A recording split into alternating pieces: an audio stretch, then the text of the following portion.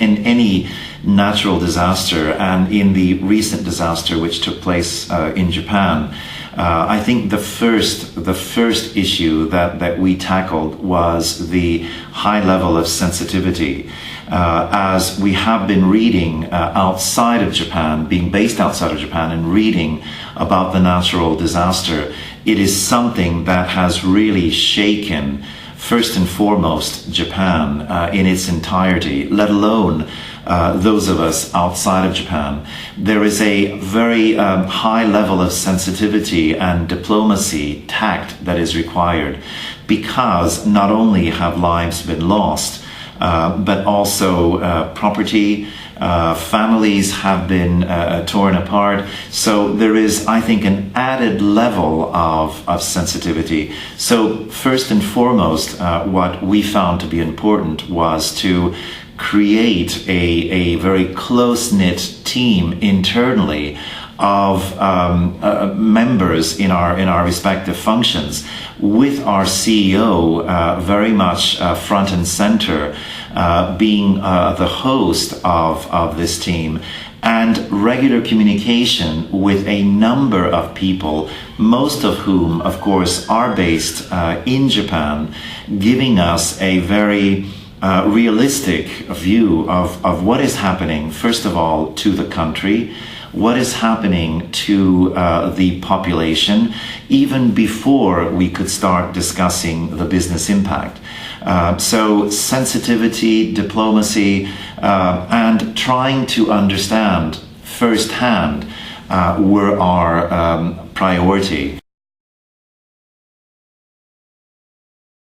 The second thing that we did early on was to try to create a credible internal channel of communication, providing information regularly to all employees throughout all of our countries. So it was establishing the credible source because so much information was being shared with employees who have colleagues outside of Japan, or friends, or even family members outside of Japan. And then added to that all of the social media or websites, or even the more traditional TV and print versions of news. So it was establishing a credible channel of communication.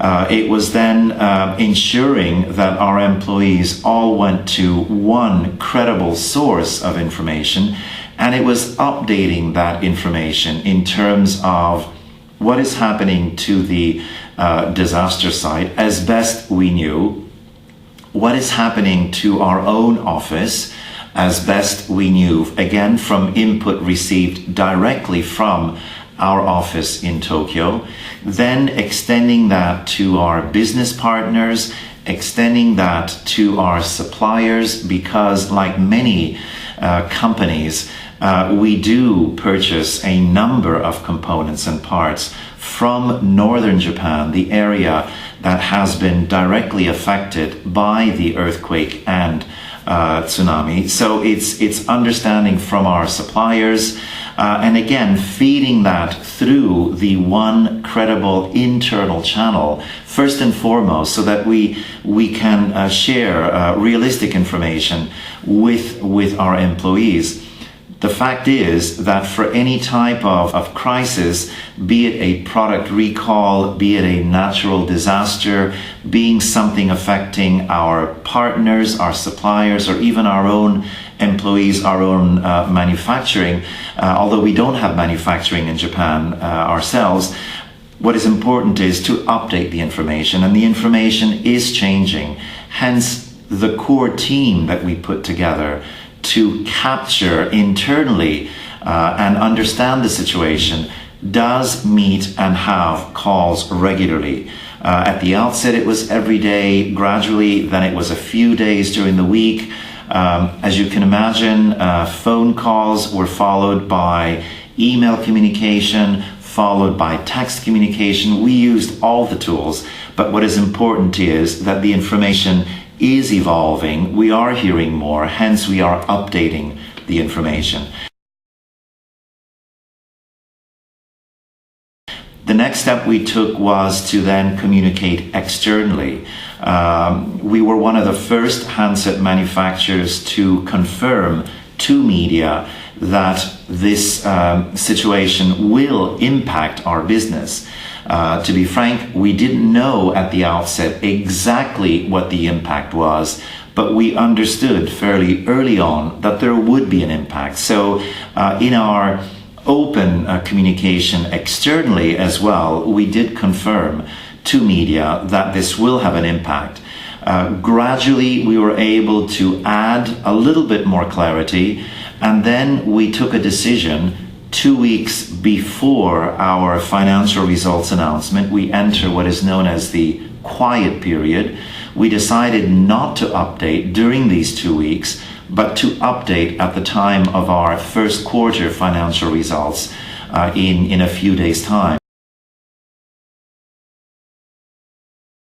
Lastly, the other important element in terms of how to handle a crisis is that you must look at different target audiences. In our case, employees based in Japan, employees based outside of Japan.